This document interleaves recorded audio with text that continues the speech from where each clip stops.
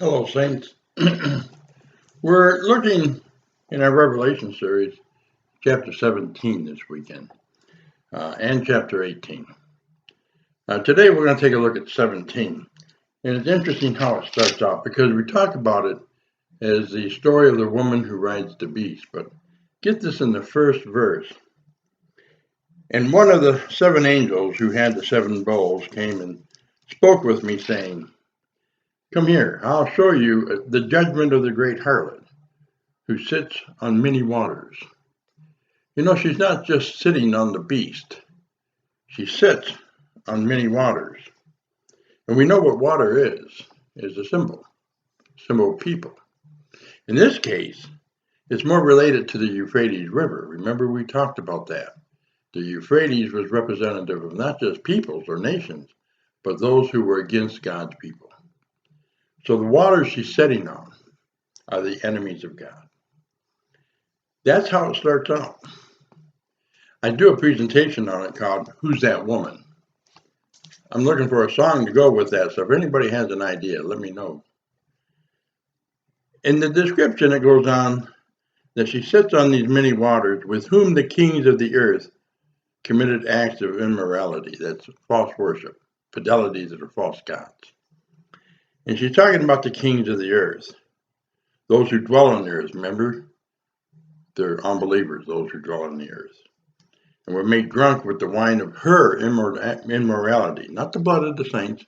They were made drunk with fornication with her. Okay? And he carried me away, and the Spirit carried John away in the Spirit into a wilderness. He said, I saw a woman sitting on a scarlet beast. This takes us back to chapter 12, scarlet beast, full of blasphemies, full of blasphemous names, having 7 heads and 10 horns. And the woman was clothed in purple and scarlet, and adorned with gold and precious stones and pearls, having in her hand a gold cup full of abominations and of the unclean things of her immorality. And upon her forehead a name was written, a mystery, Babylon the Great, the mother of harlots and the abominations of the earth.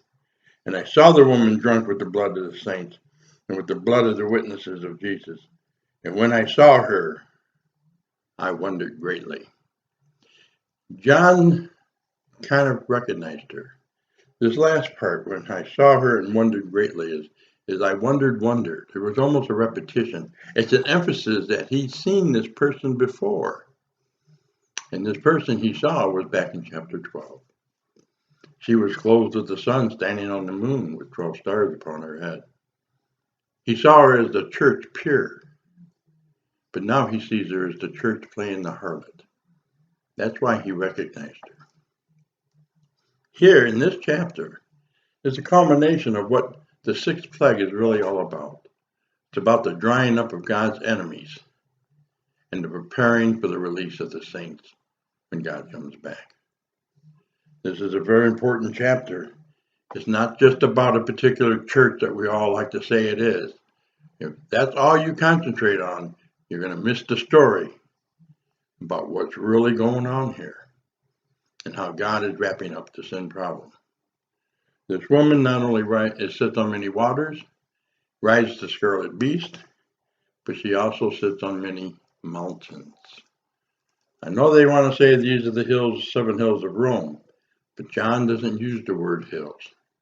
The NIV does, translates it that way, that is, but the Greek word is the word for mountain. There's a perfectly good word for hills.